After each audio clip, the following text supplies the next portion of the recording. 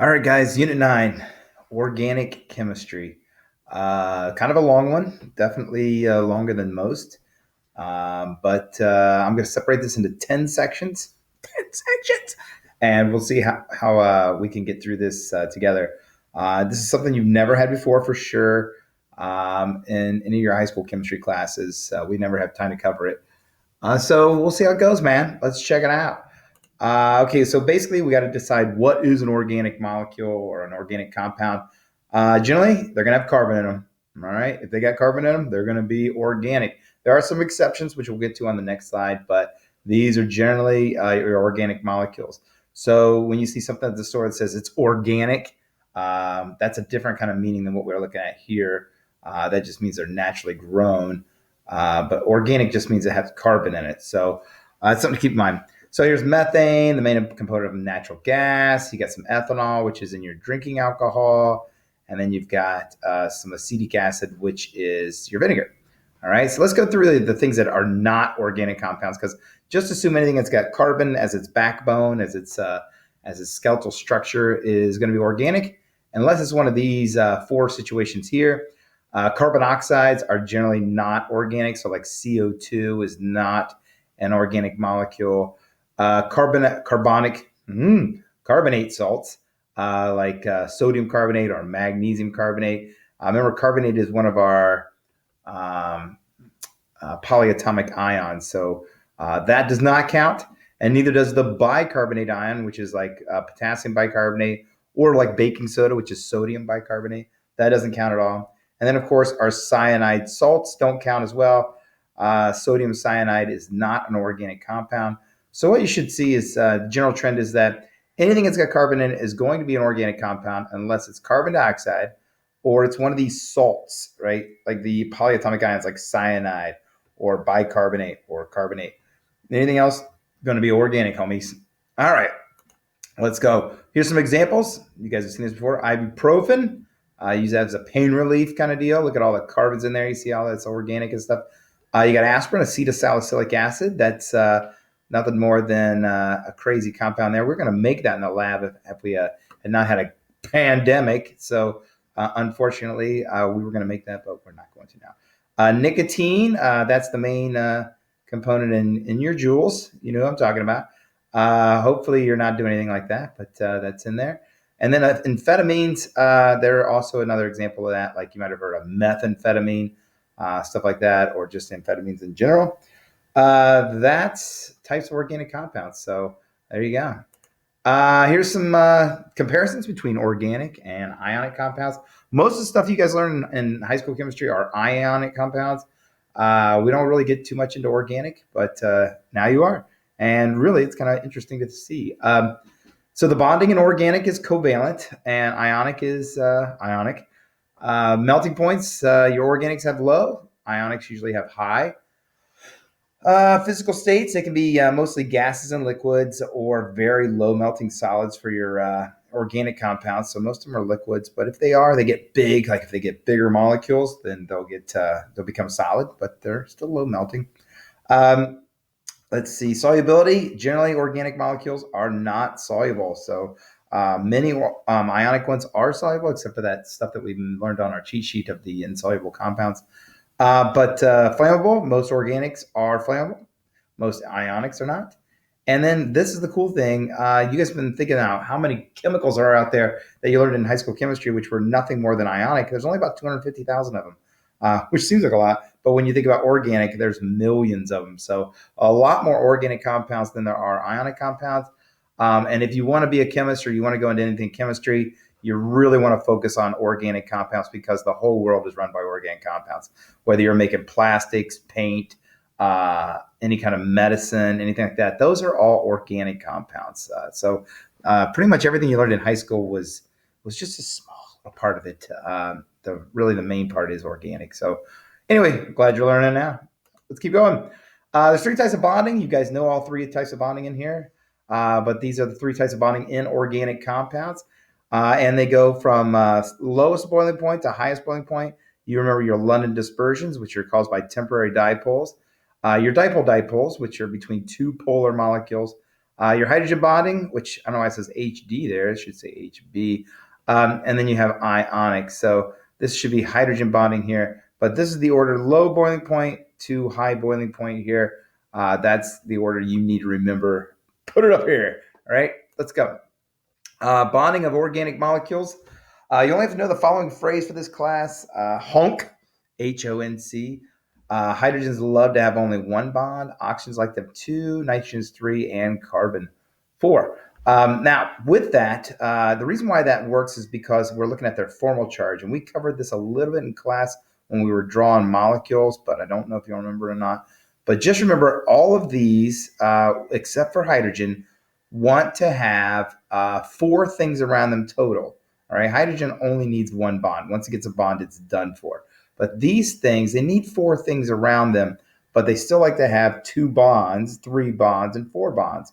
So oxygen, if it has two bonds but wants four things around it, will have two bonds and two lone pairs. Whoop, okay? And nitrogen would have three bonds, but it means it's one lone pair. And then carbon loves to have four bonds and no lone pairs. So these three things, they want four things around them. It's just that they want 2, 3, and 4 bonds respectively. All right, let's look at examples here. Let's look at all the hydrogens. See how they all have just one bond in them? That's awesome. One bond to hydrogens. Another one, hydrogen, hydrogen. Okay. The oxygens love to have two. Look at that. That oxygen's got two bonds. It's got one double bond, but that counts as two bonds, which means one thing that's not in this diagram is that it's got to have two lone pairs around this thing. So remember how it wants four. So if you see oxygen that has two bonds, that's good. It's stable, but you got to remember that it has two lone pairs as well. This nitrogen, on the other hand, look at this. It's got three bonds, but that means it probably has one lone pair somewhere in there as well. But once again, three bonds. This carbon's got four. See, each carbon's got four. Each hydrogen's got one. So that's kind of what's going on there. Just remember the HONC principle. All right, let's keep it rolling here. Bonding of halogens in organic molecules. Let's check that out. Hold on. Let me fix my watch here real quick because Mr. Wing is texting me like crazy. Give me 1 second here. There we go. Okay, and done. All right, so we'll cut that out. Pew, pew. Okay, let's see. So bonding in halogens in organic molecules, essentially halogens would love to just have one bond. They're like hydrogen essentially, but they will have three lone pairs around them to give them that, because they're in group 17, so they want a formal charge of 7. So we have one bond, and then 1, 2, 3, 4, 5, 6. That's a total of 7 things, giving it that formal charge of 7. But just remember the halogens love to have one bond. Okay, so each halogen, if you look at it, one bond, one bond, one bond. You're never going to see a halogen with more than one bond. Cool. All right, let's see. Let's keep it rolling. Where's the octet rule not followed in these? Just a couple examples, just a quick review for you guys. Let me just point them out to you very quickly. See this oxygen? That oxygen should only have 2 bonds. It's got 3. No, sir. All right. This nitrogen only has 2 bonds. It should have 3. Bad as well. Let's look down here. This carbon, I don't like it. It's got 5 bonds. That should only have 4. So that is bad. This carbon only has 3. Should have 4. Let's see. This nitrogen right here has 4 bonds coming off it. Should only have 3. Carbon looks good. Nitrogen only has 4. Only has 4. It has 4, and it should only have 3.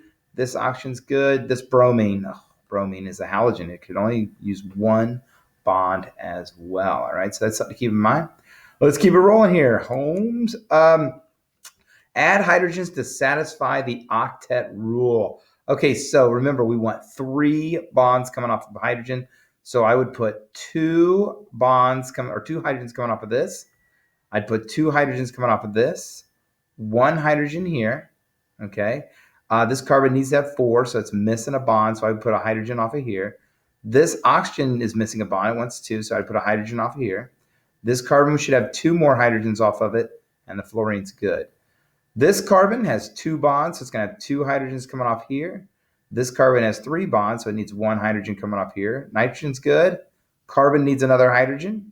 This carbon's good. That oxygen's good. This carbon's good. And this carbon right here could use 1 more hydrogen. That's how it works, okay? Just keep the HONC principle in mind. Bond angles. Okay, bond angles.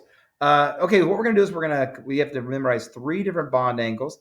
The nice thing is almost all of them are off a flat plane except for this guy right here.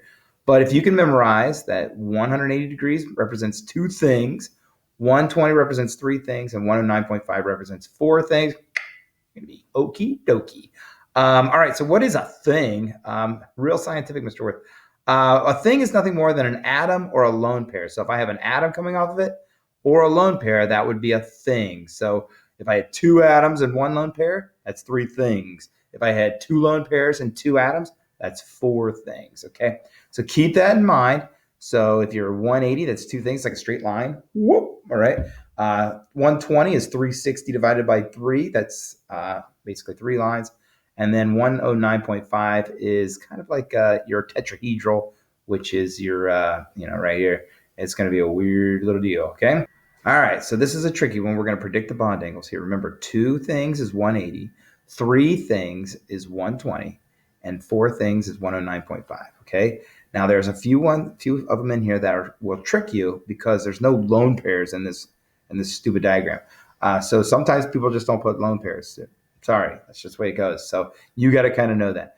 Remember, everything other than hydrogen is going to want its octet rule satisfied, which means it has to have a total of 8 electrons around every single one of them. So they all have to have 8 around them, all right? So that means they should have either 4 bonds, or in some cases they don't have 4 bonds. Like this nitrogen only has 3 bonds, okay? But that only gives us 2, 4, 6 total electrons around nitrogen, and it needs 8. So what's not in this diagram is a lone pair. There's a lone pair with this nitrogen. So let's go through and check them out. Make sure there's no lone pairs around everything, okay? So this carbon, 2, 4, 6, 8, it has its octet satisfied. That's good. And let's count the number of things going off. 1, 2, 3 atoms, no lone pairs, okay? So that's 3 things. That's 120 degrees, okay? This carbon here, once again, octet satisfied, good. But it has 1, 2, 3 things coming off. Hey, this is also 120. Whoop, okay? But look at this nitrogen. Tricky one. Here we go. 2, 4, 6. Where's the 8th one? It's not shown. So it must be a lone pair. Okay. So we got to pretend there's a lone pair off this nitrogen here. And what we're going to do is we're going to look and say, okay, it has 1, 2 atoms coming off, but a lone pair as well. So that's 3 things. That's a 120 as well. Holy cow. All right. Let's look at this carbon. This carbon here, it's got 2, 4, 6, 8. Octet's good. 1, 2, 3 atoms coming off. 120. Let's look at this carbon here. We know it's octet satisfied. It's got 4 bonds. So it's got 4 bonds or 4 atoms coming off, carbon, hydrogen, carbon, oxygen. That one is definitely 109.5, 4 things. Ooh, this oxygen, another tricky one. They try to trick you. All right, here we go. So it's got 2, 4 electrons coming off it, but it needs 8. So it's obviously missing 2 lone pairs. So if it has a carbon and a hydrogen coming off, that's 2 atoms, but it also has 2 lone pairs. That's 4 things. So that would be sp3, which you don't care about, but the bond angles are 109.5. Okay? This carbon, octet's full, 1, 2 atoms. This one is only 2, so it's got 180. This guy, only 2 as well, hydrogen and carbon, and its octet's full. It also has 180-degree angles. Yeah. All right, that's the end of 9.1. Hope that wasn't too terrible for you.